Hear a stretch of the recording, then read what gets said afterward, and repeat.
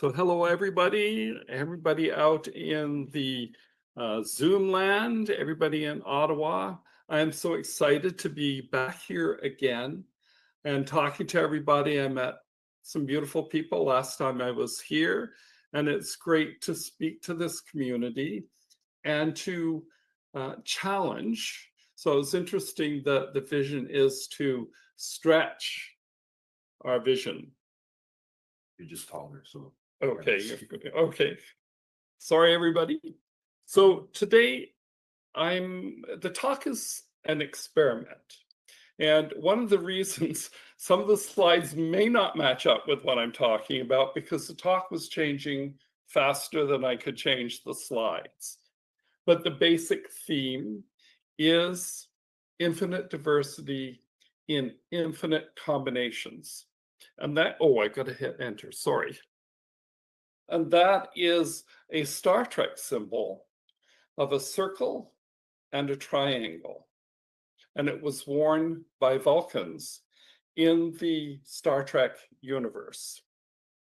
And it's the idea that the universe is at its most beautiful, not when we're the same, but when we honor difference, when we cherish difference, and when we weave our differences together in a community like here in Unity Kitchener, out there in Ottawa, and that beautiful combination of Ottawa and Kitchener weave together as a community, and all those combinations, infinite diversity, is what we should be celebrating. So before I get into the talk, I want to explain why I'm using the Star Trek universe for a talk that's really about a very central part of Unity. And the idea, again, is to expand our vision, to look at the universal, to step outside our everyday world and look at where we are from a different perspective. And the Star Trek vision exemplifies our mission here through Unity. And that is the celebration of diversity, the celebration of all the beautiful combinations. So if you put yourself up in a Star Trek Enterprise, and you're walking around the corridors, and most of us have seen those shows where they're going around the corridors, and you're seeing every kind of being that you can imagine, all different shapes, sizes, colors, cultures, beyond reckoning. And then we take it back down to our planet and how we deal with diversity here. So it's that universal viewpoint, and I want to use that viewpoint and the inner universe within us to celebrate those differences. And you all recognize this guy, I'm sure. And he said, the glory of creation is in its infinite diversity.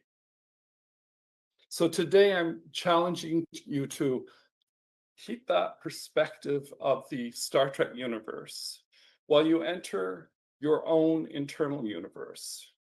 And we look at the places within us where we create boundaries, and the places within us where we can begin to dissolve those boundaries. And we all have them. We're human beings. Judgment is very quick to come to our minds. So it's centering in that space where you are a universe, part of a multi-universe of all of us. So it's a vision, it's a principle, a spiritual principle, and a world we can all begin to live in, starting with how we see ourselves and each other.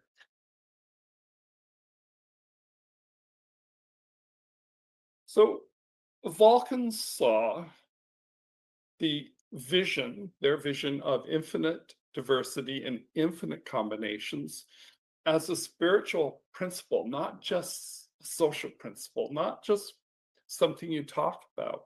They actually lived that idea. And they believed that peace and inner logic required honoring difference. Think about that. Honoring difference. How are we in our world honoring difference? It's not about suppressing difference. It's not about forcing everybody into a conformity, but it's harmony in contrast.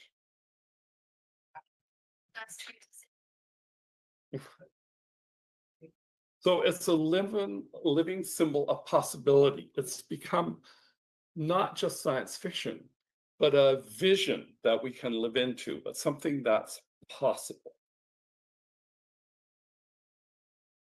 So I just want to give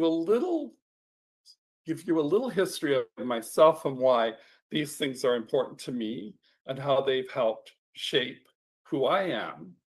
But listening to everybody talking this morning, most of you have very similar experiences.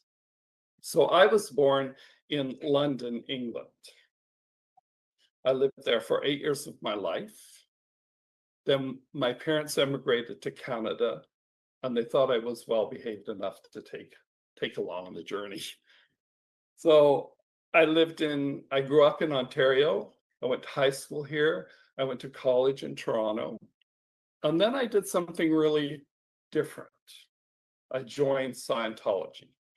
And my mother's all freaked out, and it's just the cult and everything. But it was one of the most amazing experiences of my life to have a different view of spirituality and a different way of approaching it. So that meant I spent almost a year in the United States, living in Los Angeles and New York. When I returned here, I made my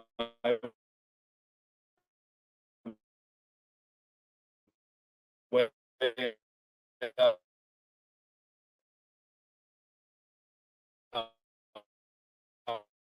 to the whole West Coast, state, Oregon, and California. So it's a playground. So you can see my idea of borders is beginning to shift. When my partner passed away, I moved back to Ontario to be here closer to family.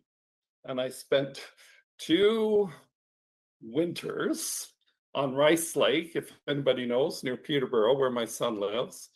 And I decided that I didn't want to do that very often, right? So I was in London. I joined the London Unity, and I took a Power Plus course. So anybody taken Power Plus course? They are so amazing. And doing that course got me to the point where I could get to Panama for the winter. And I am now in my 9th year, going on my 10th, living in Panama for the winter. So where does that leave me? Am I a British citizen, a Canadian citizen, a Panamanian citizen? When you ask those questions, they get harder to define myself as a Canadian or a Panamanian. So there was this loosening of this idea of being somebody who lives in a country, and I begin to belong everywhere. And some of you here have experienced that. And these borders are no longer as firm to us as they used to be. So I began to see myself not as a citizen of one country, but a citizen of the planet. And I think this is where we are moving towards more and more. Those borders are getting porous, they're getting very thin, and now people are trying to build walls to hold those borders together because it's a natural reaction. We want to pull ourselves in and protect our own turf. And we want to feel that comfort and safety of that little bubble that's ours. But the world is moving beyond that. And that's part of our challenge, is to go from just being Canadian to being a citizen of the entire planet.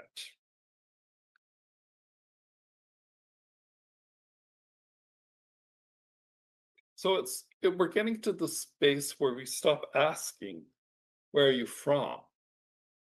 And instead we begin to wonder, what have you loved? What has shaped you? What is in your heart? Far different questions, but more meaningful questions than just where are you from? Seurat is a Balkan philosopher. He said the spear in the other's heart is the spear in your own. And he led his people out of a violent existence to a peaceful one using this concept. But isn't that just like our concept? It's not that different.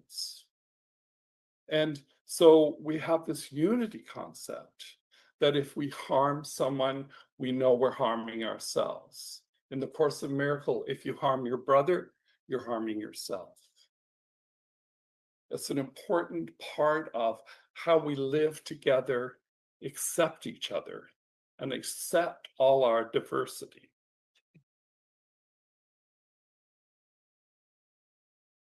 And we know that in unity, there is no other in spirit. It can't possibly be. So think about that. There's only one presence, one power, and we are all the expressions of it.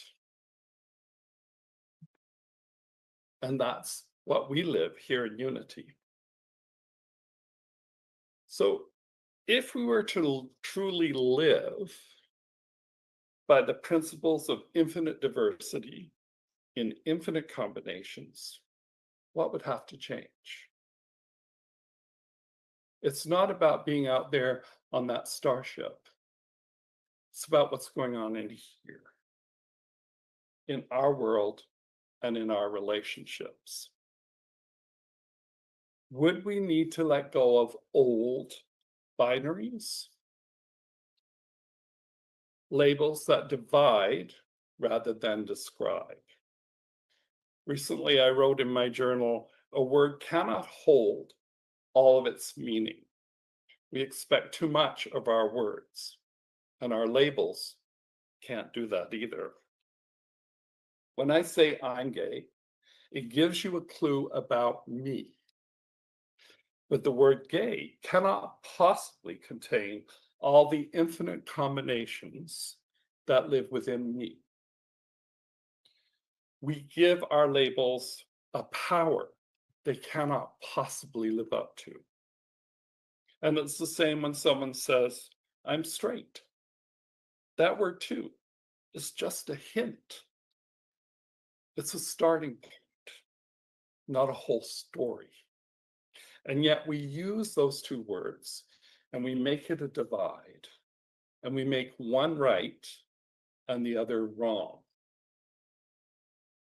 If I say I'm a Palestinian and the person next to me says I'm Israeli, we have a divide. But if I say I'm a human being living in Palestine, and this person says I'm a human being living in Israel, we have a connection. We're all human beings. We're both human. We start to dissolve those boundaries between us. So it's time to ask, do the words I use point toward the unity behind diversity, or do they build barriers to it? We have our unity, from which comes all of the diversity, all the combinations. So we have the unity and diversity. It's all part of the same thing. Even the label unity for our beloved community can be a divide. We can say, well, unity people think this way, and now we have a divide. So it's a challenge to us to learn to use our language in a way that celebrates diversity rather than creating it. If we stick to our labels, we create a concrete thing that can't be changed. It's like set in stone. But unity is a living, evolving idea. And we don't want to concretize unity by making that a label, because we want the evolution. Ever since I've been in unity for about 10 years now, it's been evolving. There is an evolution going on in the idea of unity, and we need to keep that alive. And here's something Ayn Rand said. She said, the biggest minority in the world is you, the individual. You are the biggest minority. There is no one in this entire galaxy, in this entire universe, that is exactly the same as you. So we need to learn to recognize that difference is not a mistake. It is not something to fix. And many of you have probably lived with this idea that you're broken or there's something wrong with you and you need to fix it. It took me a long time to get to the point where I could see my difference as a gift, something special, something that gave me a different viewpoint.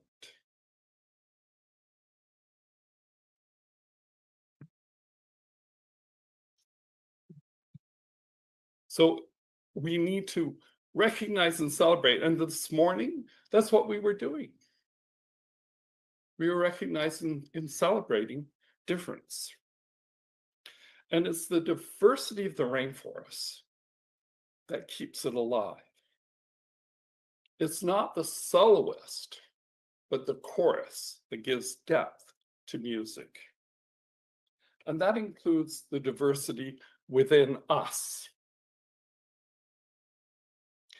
The parts of us that we've judged, and who hasn't judged parts of ourselves, and tucked it away, and you know exactly what I'm talking about. Our doubts, our fears, our shadow self, the one that we really wouldn't want anybody else to see. And that's part of our humanness. There's no error there. That's part of being human and part of living in a world where we are also a divine spirit. There's a good quote here. Difference is that raw and powerful connection from which our personal power is forged. Not sameness. Difference is that raw and powerful connection. That's where the connection is. If we really live by this vision, we might stop building walls, not just in countries, but between our hearts. We'd stop needing everyone to agree with us in order to love them. And think about your families, because I think families is the best example of this. We don't always agree with every member of our family, but we still love them in most cases, right? So it's an idea to carry forward to create a larger vision, that we don't have to agree with somebody to love them. We don't have to be the same. When we start looking at people, at every soul we meet as a combination we've never seen before, and we will never see again. When you start thinking of you have a new member come to your congregation, think what's happening. You're adding infinite diversity and infinite combinations, and it's changing the combination right there of the community. It changes all the other combinations. It's magical, it's exciting. And that's where we should be celebrating. All of this magic is happening.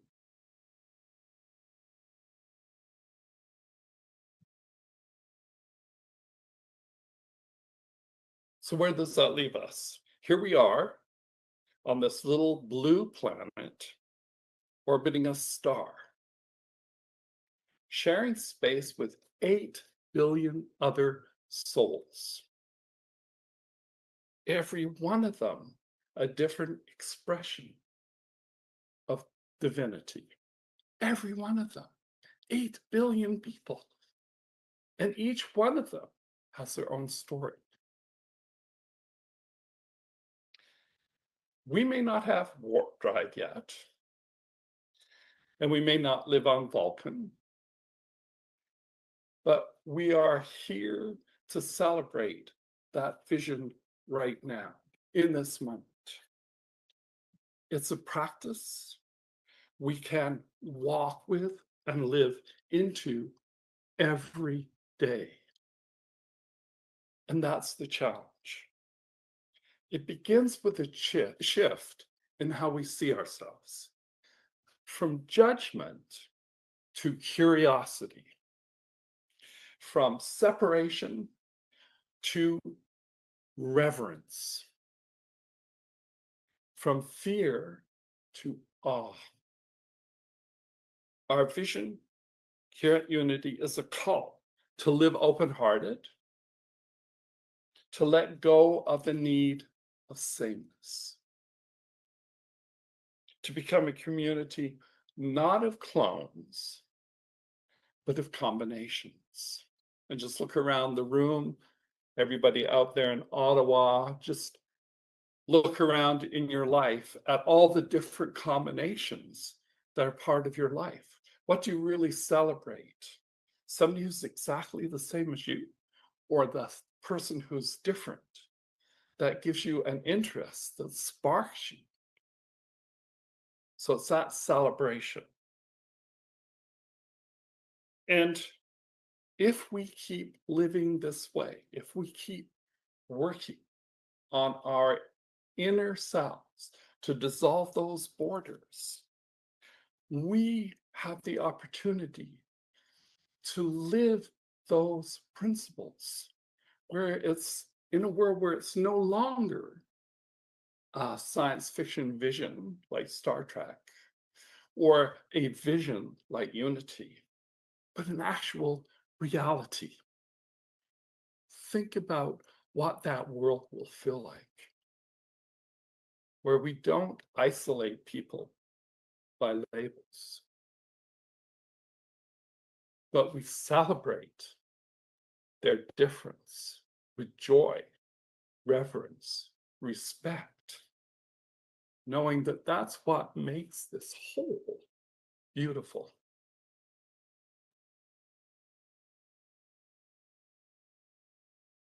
So I want to take this into meditation.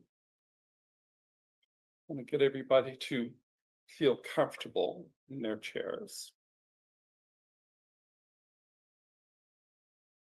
Now, I invite you to turn within. Close your eyes if you feel comfortable.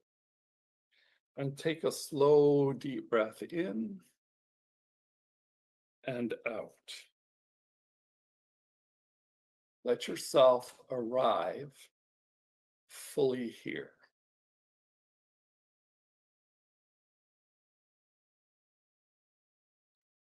Imagine a world where every person you meet is not a stranger,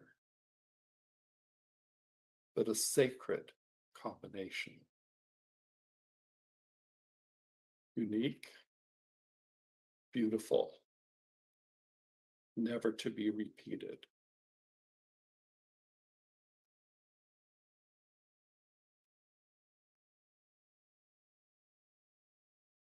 Picture yourself walking through this world with eyes of wonder, with a heart open to mystery. Every color, every voice, every different, a note in the great song of creation.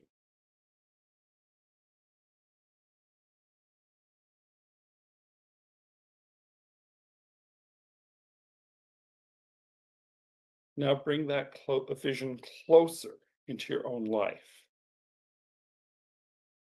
Where might you practice this?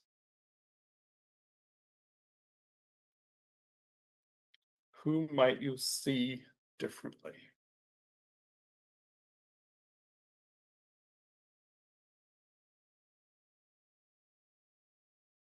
What part of yourself might you welcome home?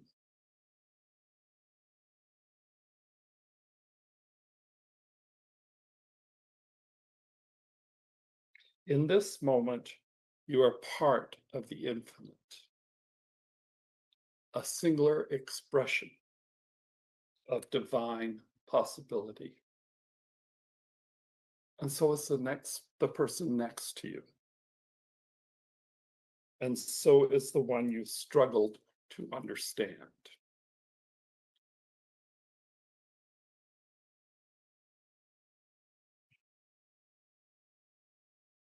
Let this be your practice to greet difference with curiosity, to let love make room for contrast, to remember always that in infinite diversity, there is infinite beauty.